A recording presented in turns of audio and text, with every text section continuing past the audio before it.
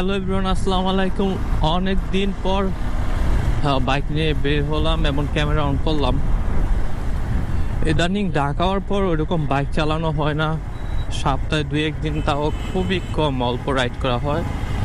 আজকে যাচ্ছি একটু 300 ফিটের দিকে বসুন্ধরা যে রেসিডেন্সিয়াল এরিয়াটা আছে ওইটাতে যাচ্ছি। আমার বিজনেসের ছোট একটা কাজ আছে, তার জন্য ওদিকে যাচ্ছি। ভাবলাম একটু ক্যামেরাটা অন করে আপনাদের সাথে একটু কথা বলি, আপনারা শুনুন। ইদানিং দেখছি যে বাইক অ্যাক্সিডেন্টটা প্রচুর বেড়ে গেছে, প্রচুর। এখন কেন জানি, সত্যি কথা বলতে আমারই বাইক রাইড করতে খুব ভয় লাগে, এর জন্য ওরকম বাইক চালাই না, ভালো লাগে না আর কি। মনের মধ্যে খুব ভয় লাগে। কাছের অনেক ভাই বারাদার এরকম রোড অ্যাক্সিডেন্টে মারা যাচ্ছে। ইদানিং দেখলাম যে কালকে আমাদের মুন্সিগঞ্জের যে গজারিয়ার বাবুর সাথে 2 জন বাইক অ্যাক্সিডেন্টে মারা গেল। এর আগেও কত 2 মাসের মতন হবে আমার সামনেই, আমি যখন জামালদিস্তানে ছিলাম তখন শুনলাম নাকি মেঘনা ব্রিজে বাইক অ্যাক্সিডেন্ট হয়েছে। গিয়ে দেখলাম 2টা লাশ, স্পট ডেট। সেগুলো ছিল 22-এ। এই 2-1 মাসের দূরত্বতে 22-এ 4জন মারা গেল। এটা তাও আমাদের সেম এজের, অত আমাদের ছোট হতে পারে কিন্তু আমাদের মতনই ইয়াং। এটা কি বলবো, মুখের ভাষা নেই।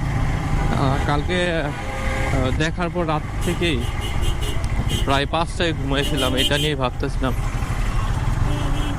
এর আগে আমি যখন 22-এর এর আগে অ্যাক্সিডেন্টের কথা শুনেছিলাম, সেটা নাকি টপ স্পিড ওঠাইতে গিয়ে এরকম হয়েছে। আমি সবাইকে একটা কথাই বলবো, পারলে সবাই একটু সেফ রাইড করেন, অন্তত ফ্যামিলির দিকে সে একটু সেফ রাইড করেন। এরকম বন্ধু বান্ধব সবার সাথে আড্ডাতে মেতে ওঠে, আর এই যে সবাই চায় যে একটু টপ স্পিড ওঠায়, এই যে বাইক নিয়ে পারাপারি, এগুলো বন্ধ করে একটু সবাই ফ্যামিলির দিকে চিন্তা করেন। এই টপ স্পিডের খেলা, কে কার আগে যাবে, এগুলো সবাই আল্লাহর রাস্তায় বন্ধ করে। আর এরকম লাশ দেখতে আর ভালো লাগে না। 2 দিন পর পরই একটা অ্যাক্সিডেন্ট। আর আমাদের হাইওয়ে রোডটা খুবই মারাত্মক। এখানে আসলে টানাটানি রেসিংয়ের জায়গা না। যে ঢাকা চট্টগ্রাম হাইওয়েটা, এটা আসলে রেসিং করার জায়গা না। সবাই যে এখানে রেসিং করে, আর কি বলবো।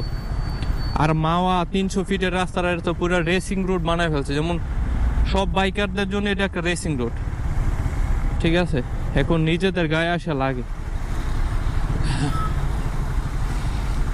নিজে একজন ছোট বাইকার, তো নিজেদের গায়ে আসা লাগে। এখন সব দোষ বাইকারদের, আর কিছুই না। সো এটাই বললাম, সবাই সাবধানে রাইড করবেন। আল্লাহ হাফেজ। যাচ্ছি 300 ফিটের দিকে, ওদিকে কোনো ভালো ক্লিপ পেলে আপনাদের সাথে শেয়ার করবো।